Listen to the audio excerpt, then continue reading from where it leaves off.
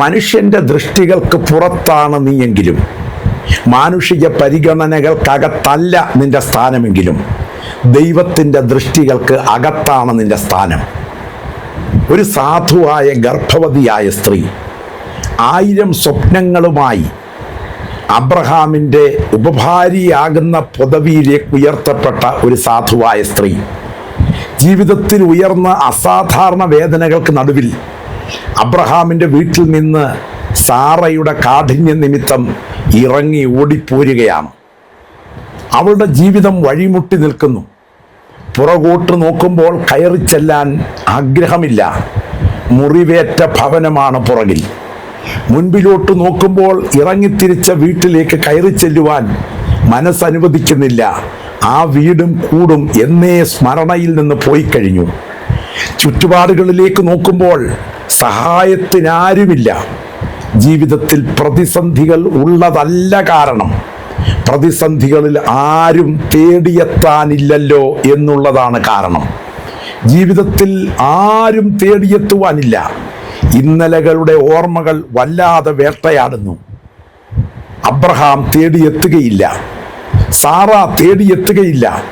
318 അഭ്യാസികളും ഒരുമിച്ച് ജീവിച്ചവരും ഈ സാധുവിനെ ഉപേക്ഷിച്ച് കളഞ്ഞു.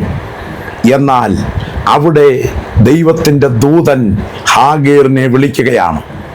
ഇതാ ദൈവശബ്ദം ഹാഗേറിന് വേണ്ടി ആ മരുഭൂമിയിൽ മുഴങ്ങുന്നു. പരിശുദ്ധാത്മാവ് ഈ വചനത്തിലൂടെ നമുക്ക് തരുന്ന പ്രകാശനം, നീ മനുഷ്യൻ്റെ ദൃഷ്ടികളിൽ നിന്നും തള്ളപ്പെട്ടാലും ദൈവത്തിൻ്റെ ദൃഷ്ടികൾക്കകലെയല്ല. നിന്റെ ഉദരത്തിൽ കിടക്കുന്ന തലമുറയുടെ ഭാവി പോലും എൻ്റെ ദൈവത്തിൻ്റെ ദിവ്യ പദ്ധതിയിൽ പ്ലാൻ ചെയ്യപ്പെട്ടിട്ടുണ്ട്. അങ്ങനെയാണെങ്കിൽ ആ സാധുവായ ഹാഗർ എന്ന ആ സ്ത്രീ ദൈവത്തിനൊരു പേര് കൊടുത്തു. ആ പേരാണ് ഏൽറോയ്, അഥവാ എന്നെ കാണുന്ന ദൈവം. ജീവിതത്തിൽ ഏത് പ്രതിസന്ധികൾക്ക് നടുവിലും സർവശക്തൻ്റെ ക്യാമറ കണ്ണുകൾ നിന്റെ പ്രതിസന്ധിയിൽ നിന്നെ കാണുന്നു എന്നുള്ളതാണ് ഏറ്റവും പ്രധാനപ്പെട്ട ആശ്വാസം. വിശുദ്ധ തിരുവെഴുത്തിൽ നാം ധ്യാനിച്ചാൽ വേദപുസ്തകം ഈ ചിന്തകൾ നമ്മുടെ ഹൃദയത്തിലേക്ക് കൊണ്ടുവരികയാണ്. അവൾക്ക് ഒരു അഡ്വക്കേറ്റ് ഇല്ല, അവൾ ഒരു രാജകുമാരിയല്ല, അവൾ തഴയപ്പെട്ട ഒരു വീട്ടുവേലക്കാരിയാണ്. അവൾക്ക് വേണ്ടി സംസാരിപ്പാൻ ആരുമില്ല. അവളുടെ ഭാവി ഇരുളടഞ്ഞതാണ്. എന്നാൽ ജീവിതത്തിൻ്റെ പ്രതിസന്ധിക്ക് നടുവിൽ ഭാവി ഇരുളടഞ്ഞു നിൽക്കുന്ന സമയം തഴയപ്പെട്ട അവളുടെ വേദന കർത്താവ് കാണുന്നു.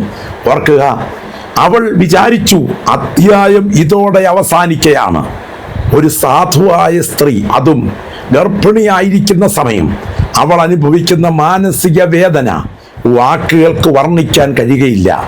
1000 സ്വപ്നങ്ങളും സങ്കല്പങ്ങളുമായിരുന്നു ആ ഭാര്യാപദം അലങ്കരിക്കുന്നതിലേക്ക് പ്രവേശിച്ച രംഗം ഉണ്ടായത്.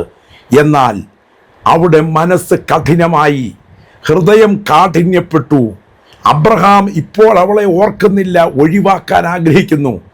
അബ്രഹാമിന് അവൾ ഒരു ഭാരമാണ്, സാറയ്ക്ക് അവൾ ഒരു പ്രശ്നമാണ്, മറ്റുള്ളവർക്ക് അവൾ ഒരു പ്രതിസന്ധിയുടെ കാരണക്കാരിയാണ്, അവൾ ഒഴിവാക്കപ്പെടേണ്ടവളാണ്. എന്നാൽ ദൈവത്തിൻ്റെ ദൃഷ്ടിയിൽ അവൾ അകലെയായിരുന്നില്ല. ഓർക്കുക, പൊട്ടക്കുഴിയിലേക്ക് ജോസേഫിനെ സഹോദരന്മാർ ഇറക്കി വിൽക്കുമ്പോൾ വിചാരിച്ചത് അധ്യായം ഇവിടെ കൊണ്ട് തീർന്നു എന്നതാണ്.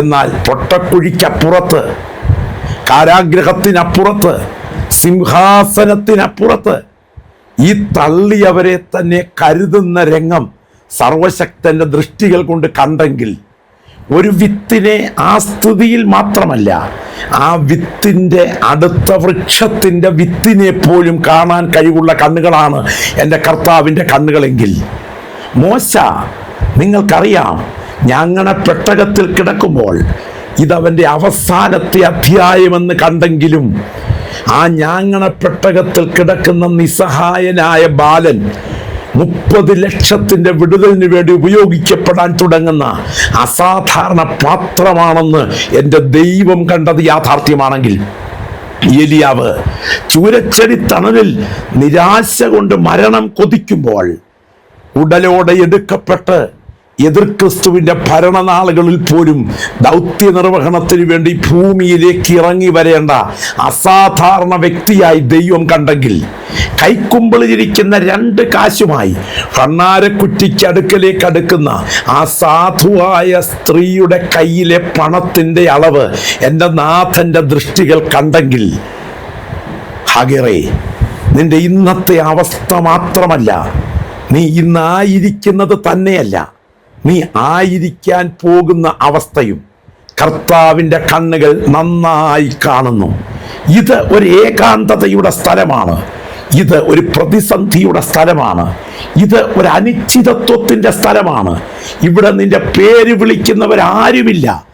എന്നാൽ എല്ലാവരെക്കാളും ഉപരിയായി നിന്റെ പേര് വിളിക്കുന്ന ഒരുവൻ ഇവിടെ നിനക്ക് വേണ്ടിയുണ്ട്. വിശുദ്ധ തിരുവെഴുത്തിൽ ദൈവം ഇരട്ട വിളി വിളിച്ച ഭക്തന്മാരുണ്ട്. വിശ്വാസഗോളത്തിൽ ദൈവജനത്തിന് ഏറ്റവും പ്രിയങ്കരനായ അബ്രഹാം ബാലന്റെ മേൽ കൈവെക്കുന്നതിന് തൊട്ടു മുൻപ് ദൈവം വിളിച്ചു, അബ്രഹാമേ, അബ്രഹാമേ. നമുക്കറിയാം, യാക്കോബിനോട് ദൈവം സംസാരിക്കുകയാണ്, മിസ്രൈമിലേക്ക് പോകാൻ മടിക്കേണ്ട, ജോസേഫ് നിന്റെ സ്വന്തം കൈകൊണ്ട് നിന്റെ കണ്ണടയ്ക്കുന്ന ദിവസങ്ങൾ വരും, യാക്കോബേ, യാക്കോബേ എന്ന ദൈവശബ്ദം മുഴങ്ങുകയാണ്. പെട്ടകത്തോട് ചേർന്ന് കിടക്കുന്ന ശമൂവേലിന്റെ മുൻപിൽ ശമൂവേലേ, ശമൂവേലേ ദൈവശബ്ദം മുഴങ്ങുകയാണ്. ദൈവത്തിന് സ്തോത്രം. യേശു ക്രിസ്തുവിന്റെ വാക്കുകൾ, ശീമോനെ, ശീമോനെ, അത്ര ശക്തമാണ് ആ വാക്കുകൾ. എന്തിന്? ദൈവസഭയെ മുടിച്ചു മുന്നേറിയ ശൗലിനെ മാർഗം തിരിച്ചുവിടുവാൻ എത്തിച്ചേർന്നിരിക്കുന്ന നമ്മുടെ കർത്താവ് ദമസ്കോസിന്റെ പടിവാതിക്കൽ ഒരു ഇരട്ട വിളി വിളിച്ചു. എന്താ വിളിച്ചത്? ശൗലേ, ശൗലേ. ഓർക്കട്ടെ, മറക്കരുത്, അബ്രഹാമേ, അബ്രഹാമേ എന്ന് വിളിച്ച, യാക്കോബേ, യാക്കോബേ എന്ന് വിളിച്ച, ശൗലേ, ശൗലേ എന്ന് വിളിച്ച, മോശേ, മോശേ എന്ന് വിളിച്ച ഈ വിളിപ്പേരുകളൊക്കെ അവരിൽ പ്രാധാന്യമുള്ളവരായതുകൊണ്ട് വിളിച്ചതാണ്. കാരണം സാധാരണക്കാരല്ലവർ, ആ കാലഘട്ടത്തിൻ്റെ വക്താക്കളാണ്. എന്നാൽ ഈ സാധു സ്ത്രീ ആരാണ്? ആർക്കും വേണ്ടാത്ത ഒരു അടിമ സ്ത്രീ, ആരും വില കൽപ്പിക്കാത്തവൾ.